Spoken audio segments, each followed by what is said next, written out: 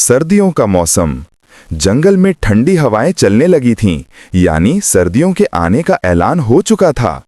पेड़ों के पत्ते झड़ चुके थे और आसमान अक्सर धुंध की चादर में लिपटा रहता था। चालाक छोटी चिड़िया जानती थी कि मुश्किल दिन आने वाले हैं, इसलिए वह सुबह से शाम तक मेहनत करती, दाने, बीज और फल इकट्ठे करती। वह सारी चीजें एक खोखले पेड़ के तने में सुरक्षित रखती, जैसे उनका कोई अनमोल खजाना हो। उन्हीं चिड़ियों में एक छोटी चिड़िया थी जिसका नाम था पेकू। वह दूर बैठकर दूसरों की मेहनत को देखती और उनकी तारीफ करती, लेकिन खुद कुछ करने की हिम्मत नहीं जुटा पाती थी। वह बस यही सोचती रहती, क्यों न मैं भी इनकी मेहनत का मजा ले लूं। लेकिन पेकू नहीं जानती थी कि यही सोच सबके लिए मुसीबत बनने वाली है। लालच का जन्म। अगली सुबह जब सारी मेहनती चिड़िया भोजन की तलाश में उड़ गईं, पेकू ने इंतजार नहीं किया। वह सीधे अपने दोस्तों के पास पहुंची और धीमी आवाज में बोली, मैंने देखा है कि उनके पास बहुत खाना है, क्यों न हम उसे ले लें। जब दूसरों के पास इतना है तो हम भूखे क्यों रहें। दूसरी चालाक चिड़िया तुरंत तैयार हो गई। सबने मिलकर योजना बनाई कि आज ही वे पेड़ के तने में छुपाए गए सारे बीज खा जाएंगे। वे हवा में उड़ते हुए चमक रही थीं, लेकिन वह चमक मेहनत की नहीं, लालच की थी। और याद रखना, जब लालच उड़ने लगे तो उसका नतीजा ज्यादा दूर नहीं होता। पेकू की गलती। शाम होते होते मेहनती चिड़ियां थकी हुई थीं, लेकिन बहुत खुश। उन्हें विश्वास था कि अब सर्दियां आराम से कट जाएंगी। लेकिन जैसे ही वे अपने घोंसले पहुंची, उनकी आंखें फटी की फटी रह गईं।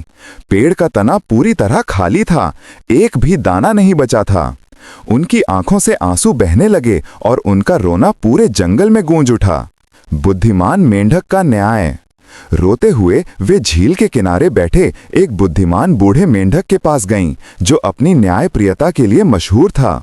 मेंढक ने सब कुछ चुपचाप सुना। उसकी आंखों में गुस्सा और समझदारी दोनों चमकने लगीं।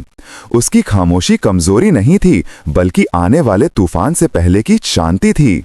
मेंढक तुरंत हरकत में आया। वह जंगल के उस हिस्से में पहुंचा जहां पेकू और उसके साथी दाने खा खाकर शोर मचा रहे थे। उनके चारों ओर दानों के ढेर लगे थे। मेंढक गरज कर बोला, तुमने दूसरों की मेहनत छीन ली है, अब इसकी कीमत चुकानी होगी।